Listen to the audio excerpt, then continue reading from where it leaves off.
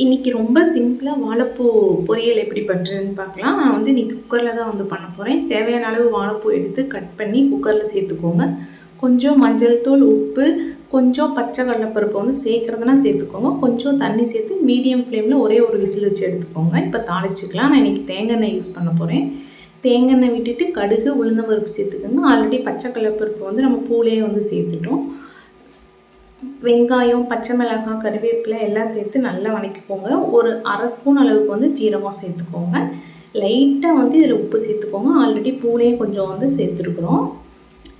வெங்காயம், பச்சை மிளகாய் எல்லாம் கொஞ்சம் நல்லா வதங்கட்டும். வதங்கினதுக்கப்புறம் நம்ம மீடியம் ஃப்ளேமில் ஒரு விசில் வச்சு எடுத்துருக்குறோம்ல வாழைப்பூ, அதை வந்து சேர்த்துக்கலாம். லைட்டாக அதில் தண்ணி இருக்கும். ரொம்ப தண்ணி சேர்த்துருந்தீங்கன்னா வடிக்கிற மாதிரி ஆயிரும். லைட்டாக தண்ணி மட்டும் சேர்த்துருந்தீங்கன்னா அந்த தண்ணி நல்லா சுண்டுனதுக்கப்புறம் தேங்காய் துருவல் சேர்த்து அப்படியே அடுப்பை ஆஃப் பண்ணிடுங்க. ட்ரை